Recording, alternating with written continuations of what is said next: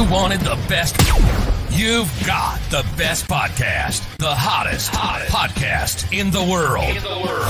The Chris Voss Show, the preeminent podcast with guests so smart you may experience serious brain bleed. The CEOs, authors, thought leaders, visionaries, and motivators. Get ready. Strap yourself in. Keep your hands, arms, and legs inside the vehicle at all times, because you're about to go on a monster education roller coaster with your brain. Now, here's your host, Chris Voss. Hi, folks. Chris Voss here from thechrisvossshow.com. I'm just going to do it different every time. When the fat lady sings it at the opera, you know it's the real Chris Voss show. Don't accept any copies or replacements because they don't have that opera singer. And they haven't been able to hire on Fiverr, hopefully, because that was at least $5 we had to spend. Might have been 10. I don't know. But that's all the more reason why we need your guys' love and support. So go to goodreads.com, share it with your family and friends. Go to youtube.com/Chris Voss. Go to goodreads.com/Chris Voss and Chris Voss one on the tickety talkety, because we've got to pay her that $10, we owe her it to her, and she says that if we don't pay her, she's going to come back and get the opera. So she's going to give us a C&D. Welcome to the show, my family and friends. As always, for 15 years, we've been bringing you the most brilliant minds, the most creative minds, the people who tell their stories through life. And as I always say, stories are the great owner's manual to life, because that's how we learn from each other. That's how we discover things. That's how we educate ourselves. That's how we get the Chris Voss glow that we always talk about on the Chris Voss Show. We have an amazing new author that's coming on the show. She's has her new book that's coming out November 11th, 2023. I see what she did there, 11/11/2023. It is entitled With Love from Planet B, a sapphic sci-fi spiritual fantasy novel.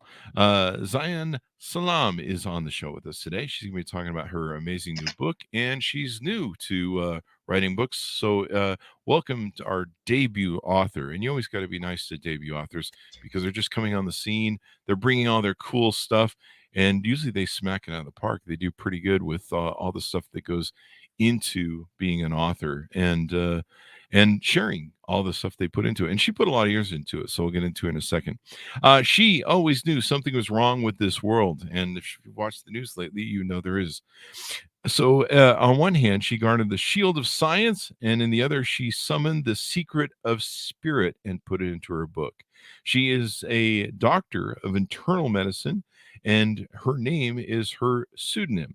Her concern for the world led her to become a doctor and an energy healer. She's now called a matriarch, just one of many who are rising. She's a speaker for balance and a messenger for, is it Gaia? Yes. There you go. I knew you. I hadn't gotten the message from Gaia yet, so I wasn't sure. And she says the earth is howling and the divine feminine is rising. Welcome to the show. How are you? I'm good. How are you? I am excellent. I'm excited to hear about all this great stuff we have going on, because we need more positivity and upliftedness and good spiritual sense in this world. So give us your .com, Zion, wherever you want people to find you on the interwebs. Sure. It is planetbthebook.com, B as in boy. So planetbthebook.com. And you can get my pre-order and other stuff there. There you go. And you've got it out on Kindle where people can pre-order it. You're going to have an audiobook coming up and a paper book and all that good stuff. Yes. The Kindle comes out on 11/11, the paper book and audiobook soon after. And I'm super excited for the audiobook because the narrator is Gabra Zachman. She's done a lot of books. Her voice is beautiful. Awesome. That's really what brings a novel alive. So give us a 30,000 overview of what's inside the book. 30,000 feet overview. This is a spiritual book about the future of mankind, where our world is headed. The year is 2085 and climate change is ravaging the planet. We are very close to a final famine where there's a huge food shortage. There's massive migrations going on all over the world. Mm-hmm. You know, people are getting their cities destroyed in a day, in half a day. And corporations have taken over. They make all the rules. Countries still exist, but they don't really have much power. And the sapphic part of the book, sapphic means lesbian, is basically our two heroines are part of a secret research facility on a ship in the middle of the oceans. They're trying to access a Mm. vortex, and they're working on teleportation. And in the beginning of the book, they have just achieved it, and it's possible. Oh wow! And so this happens in what was it? 3085, 2085, 2085. 2085. So Yes. how far is that away from now? Eh, It's a bit of a ways away. maybe 50 Uh, years. Yeah. all So right. So we our might live hero, long enough to see if it comes true or not. yeah, yeah, Even though it is a novel. So yeah, I just said it it is. is a Yeah, novel. there you go. Yeah. So you've been writing this book for quite some time. Tell us what the lead up to this book is and some of the proponents that made you want to write it. Hmm. Well, in 2017, the United States left the Climate Paris Agreement. Thankfully, we rejoined it. Mhm. And in that same year, we undid a lot of the good environmental protections we had. And I've been reading about climate change since I was 15. I was that kid where people would be like, hey, don't worry about these kind of things. And I was like, how can I not? I'm reading everything. Mhm. So I became even more concerned after 2017. And in 2018, I found myself one day just writing out the future that I was seeing in my mind all the time. And it quickly turned into a story. It was just flowing out of me. Like I couldn't Mm. stop. I would just nonstop get ideas and write them down. And I had never written a book before. I mean, here I am. I'm a doctor. I'm working in hospitals, and on Yeah, my you're in free a time, hospital. yeah, I'm in a hospital all day. And then I'm like, want to write this book. So it was a very steep learning curve. I had to learn so much. I've had 6 or 7 really good editors, and I feel like I finally have a polished result. And it's going to be out on 11/11, which is a spiritual number a lot of people have been seeing. So it just kind of Ah. fit the book. Yes. Hmm. What is the spiritual realm of the 11? I've had friends that they always like it's 11 o'clock or it's 11 a month and stuff. They'll post on social media. People have their own theories, but Mhm. they basically call these numbers angel numbers. And Mm. if you speak to experts, which I am not, experts say each number has its own significant meaning. So 11, Oh. 11, 222, 444. 11, 11 to most people means positive goodness, positive spirituality, and that your angels, if you believe in angels, guardian angels, or spirits, are around you, or your higher self. Mhm. My magic number is 1,000,000 as long as it's in my bank account. You know? That's a Yeah. lot of zeros. Yeah. Yeah. Yeah. But Zeros. it works for me. I'm Yeah. and that's when I feel like I've achieved my most happiness. Mhm. So I mean, you grow up and you're reading about all these things about climate change. What made you want to become a doctor? I'm always curious about that. To be honest, I was 16 years old when I sort of started watching the news Hmm. on CNN and I'm just sorry. wars and this and that. And I honestly got a little depressed from Oh. the world that I was living in. And I wanted two things gave me energy. One, let's be a fighter pilot and fly really fast. And two, let's be a doctor and go in the middle of these war zones and fix both sides. Oh. And I think even back then we had an Israel-Palestine thing going on. Like it's always happening. Yeah, I So think I it's been going imagined on for at myself least 3 trillion years, I think. yeah. Um, of course, I'm not exactly like a war medic doctor right now, but I ended up as internal medicine. I really fell in Hmm. love with the science of it Hmm. and all the things you learn. You're learning about life and death when you're studying to be a doctor. You're learning the pathology and how things go wrong on the cellular level and on the DNA level, and how there's a story at each level being Hmm. told to you if you study it.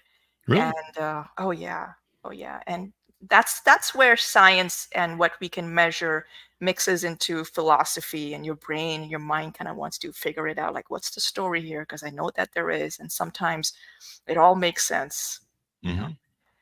And one of the things you studied when you were young was quantum physics. Clearly, I didn't. I flunked English in second grade. Everybody knows that callback joke on the show.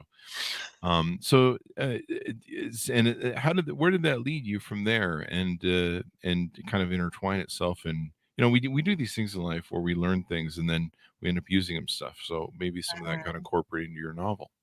Yes, I remember I really didn't like the physics they were teaching us in school about how to throw a ball and how it falls and calculate that. But Mhm. when I would read like Stephen Hawking's A Brief History of Time, I would underline so many things and I would read it again and the book was tearing apart.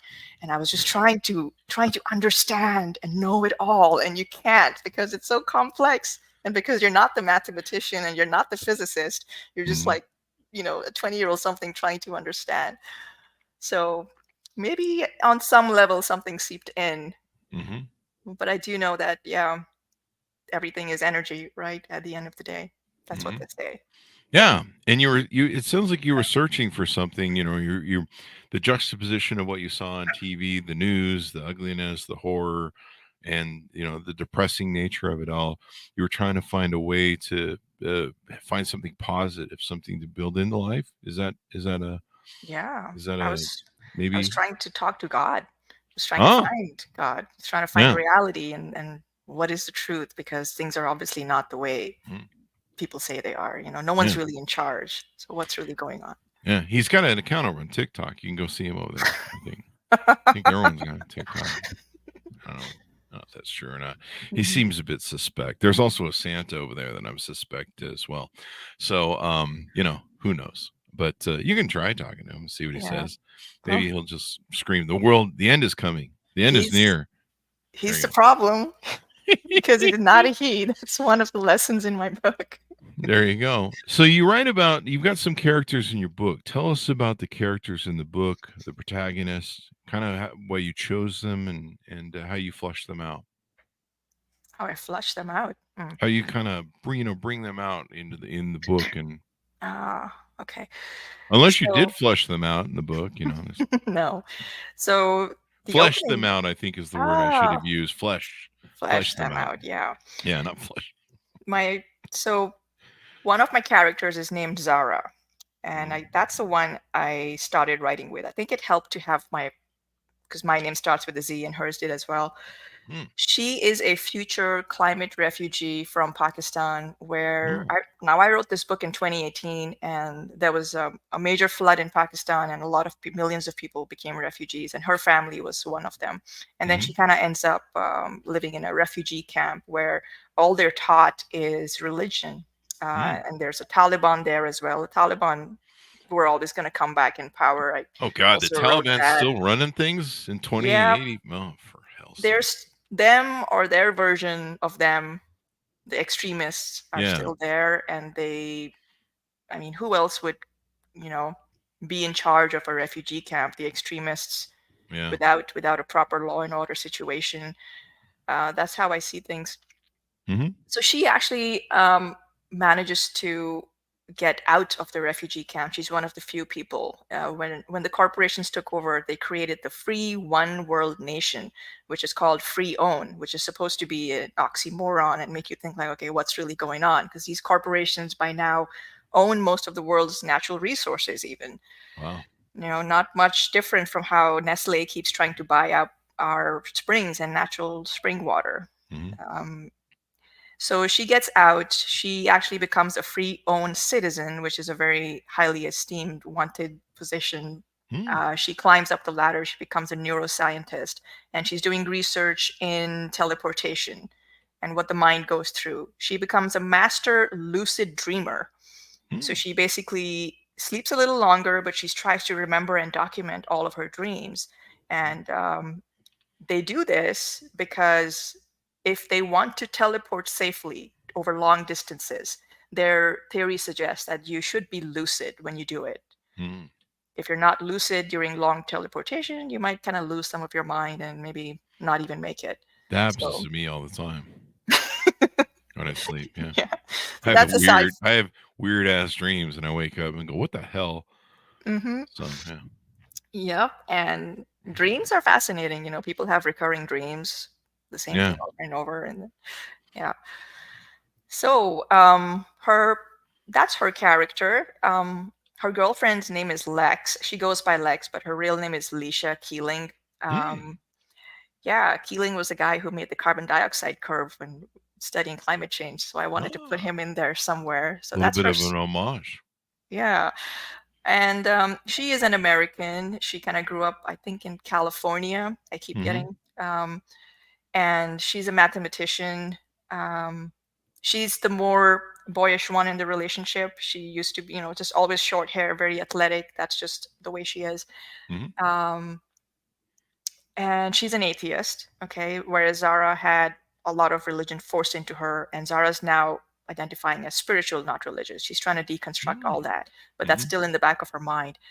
So when they discover Planet B, they both need to teleport there separately, and they realize that they need to earn their way in.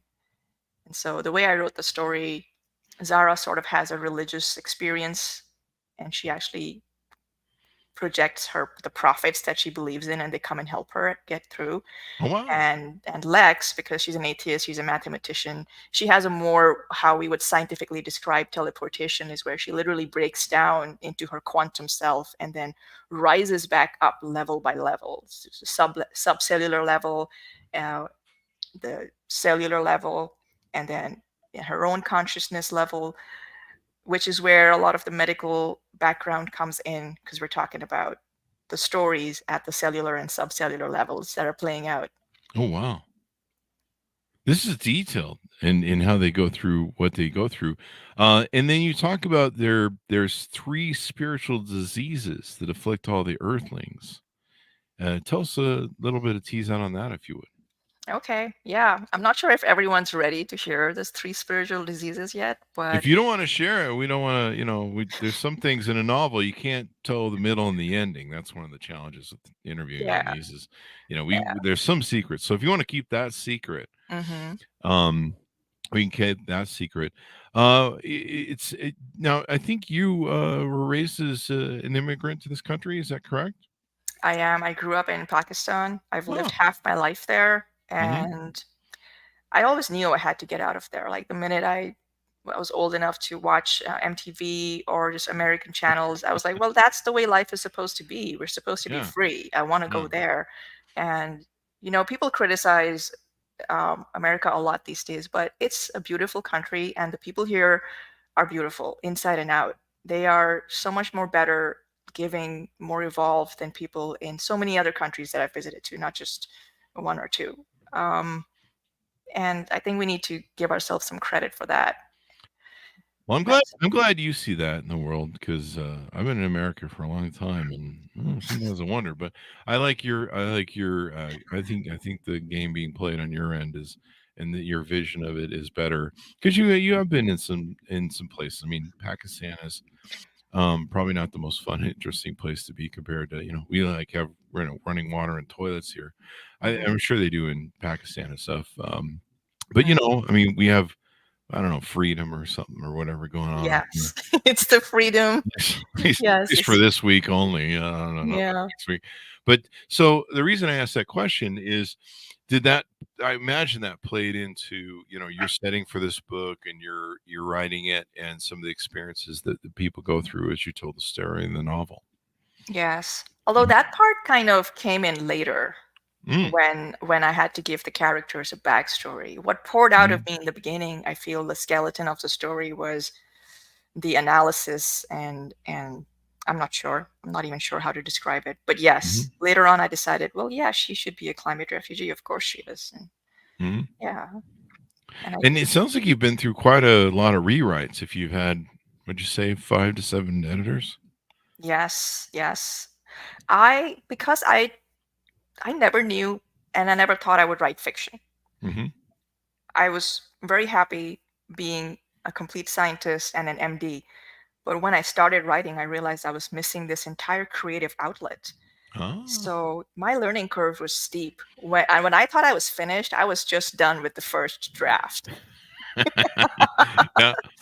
Yeah, and at the editors go, "Well, that 50,000 words is great. Here's the one page that you can keep, and the rest we tossed out.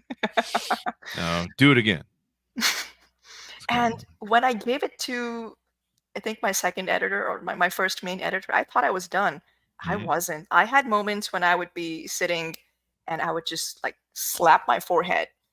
And I was like, oh, that's why that happened, because this is supposed to happen. Oh. Because I was at some levels, going so deep into the story, like Mhm. pulling in and out, I had to connect my own dots.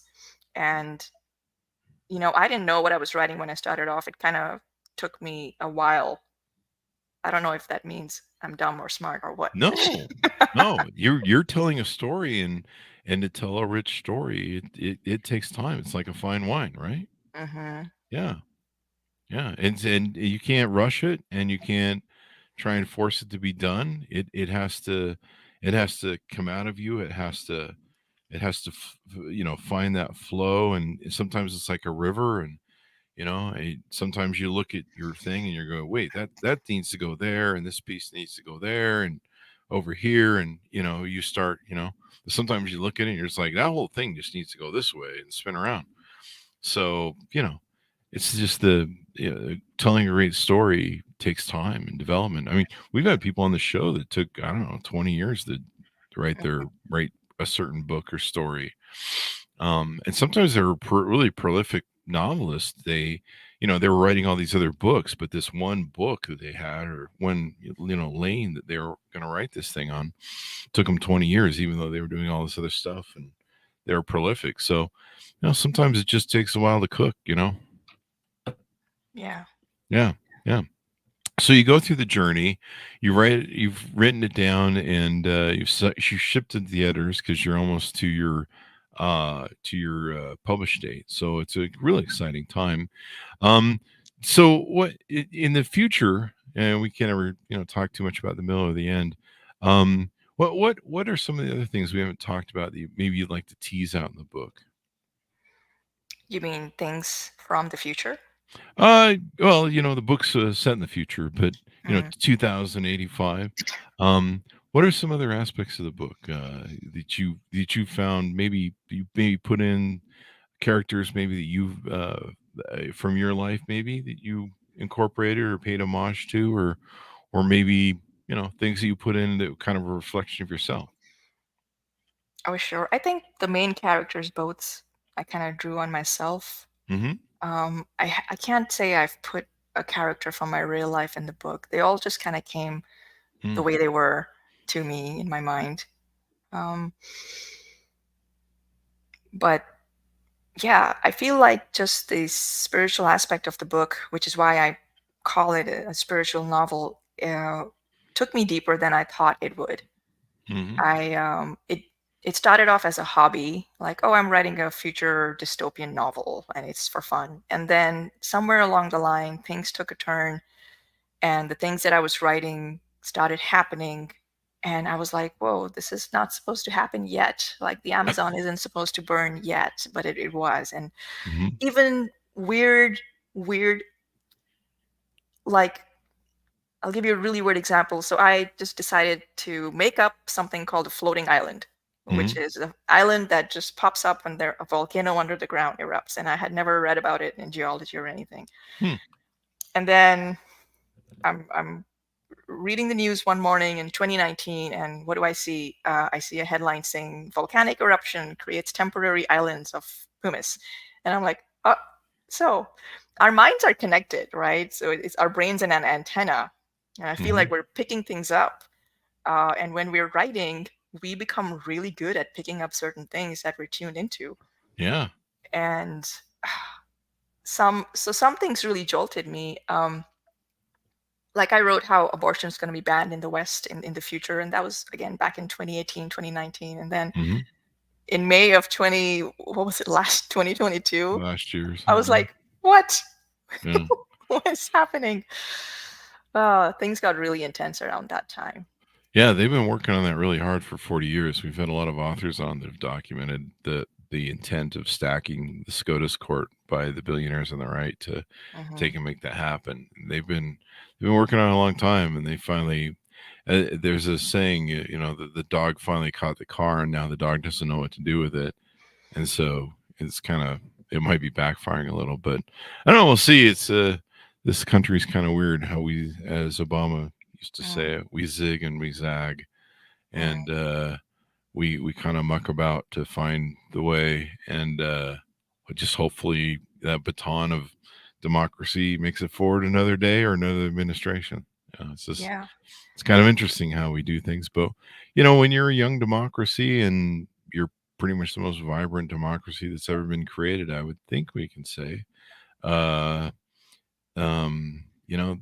there's no model for what we're doing. So Mm. we're just going to try and do the best we can with it and hope we survive another day.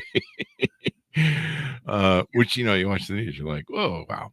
So, any final tease outs you want to tease out about the book to get people to pick it up, or thoughts you have on the book, and why you think it's going to appeal to a lot of people? I think it'll appeal to lesbians because a lot of the lesbian literature out there is sort of all romantic books. Hmm. And if someone out there is looking for one that is serious about, Hmm. like, let's save the world level serious, and with it's not going to abuse your intelligence, I can promise you that. You will Hmm. learn at least a few things, especially with all the medical facts and some of the science fiction thrown in. It would appeal to them. Um, but also, if you're concerned about climate change and our extinction. And Hmm. here's the main spiritual message of the book is, people don't talk about this enough because everyone's like, oh, we got 200 years, we'll figure something out, we're not going to go extinct. A lot of animals and plants and insects are going extinct already. Hmm. um, what if that is a possibility, and what if the possibility is that a lot of us will die out or be left on an uninhabitable earth while just a very few rich survive? Hmm. If that is a possibility, the good news that I discovered while I was writing this book, and it actually changed from a dystopian to a book that led me through a spiritual pathway of my own, it led me to love. Hmm. So, the thing that I want to tell people is we will rise. We Hmm. are rising right now. There's a huge spiritual awakening going on. Hmm. I'll tell you what. So I'm writing this book and I'm a hermit while I'm writing it because I didn't want anything, right? I didn't want relationships. I didn't want distractions. I was just so in love with the process of writing and what was happening to me as I was Oh. writing, and the synchronicities that were happening to me when I was writing, and the signs that, okay, so I'm thinking, oh, I'm like on level 9 here. Wow, I'm so awesome. Like, I've got all these knowings and my predictions are coming true. And then I joined TikTok and I start watching other spiritual people and what are they talking about? Hmm. Oh my God, so many people are getting the same messages. So Hmm. many people are, first of all, they care so much about what's happening. They're Hmm. talking about the same kind of things. They're talking about the same sort of how we need to change, how we need to elevate ourselves. And so I feel like if for the spiritual community, this book is sort of like a must read, especially if you want a doctor's opinion on for example, the chakra system. Everyone's kind of Hmm. obsessed with the chakra system, and thank God to the yogis who protected it from the onslaught of Abrahamic religions that tried to destroy it. Because Yeah. now we have proof that the pineal gland is really something special. Hmm. And we're starting to measure all these experiences that people feel, like the kundalini rising. Spirit comes from spiral, and and there's a lot of spiral methodology and symbology in my novel as well.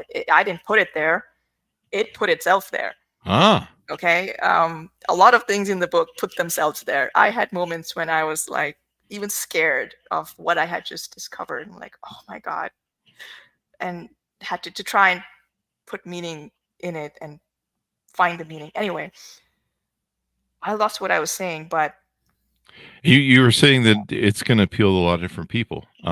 Is there yes. a lot of good novels or lesbian targeted novels or books out there? Do you feel this is going to help the market in that way and Um, maybe encourage some other writing? One of the reasons I started writing, to be honest, was because I was looking for stuff to read and I was disappointed. I'm sorry to say, because Hmm. I like sci-fi fantasy, but I want it to be something more real. Hmm. I want it to teach me something. I want it to take me a little deeper. And Hmm. that's exactly what I wrote. And, this book it's written in layers. Hmm. And when you keep getting these intuitions and these knowings, after a while, you start trusting yourself and like, I really am doing something important. So I actually put in the book that it will take you deeper into yourself. It will show you how powerful love is at the end of the day, and we are so much more than what we right now think we are. And the world is going to change really fast. There's going to be a lot of bad things that are going to happen. Like, look at what happened in Maui and Libya and Morocco. Like one day, Yeah. 1,000 people dead. Like, one day and 10,000 people dead in Libya.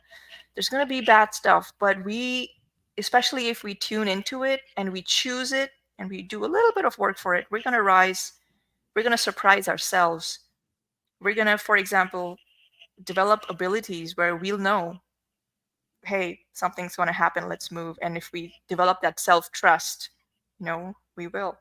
That's just one little example, one little baby example. There you go. Well, spirituality, what's the old saying? Hope springs eternal. That's kind of what has probably kept us on the planet this far. Love and hope, and that seems to be, the thing that rises us to be our better angels. Hopefully we can keep doing that. If not, the alternative doesn't sound very fun. So, Zion, it's been very cool to have you on the show and very fun. I'm very excited for you to have your novel out. You're going to have a lot of fun when you get it out. It's just such a great thing when you finally feel it in your hands, you hold it in your hands and you go, wow, I wrote this. So I'm really excited and happy for you. Give us your .coms. Where do you want people to find you on the interwebs, please? Right. So planetbthebook.com is the website. It has some extras, some teasers, and the link to the audiobook will be there. Otherwise, you can go on Amazon and just type in "With Love from Planet B," the book, and you'll find the book. Yeah. There you go. With Love from Planet B, folks. Order it up wherever Yes. fine books are sold and all that good stuff. Thank you for coming on the show. We certainly appreciate it.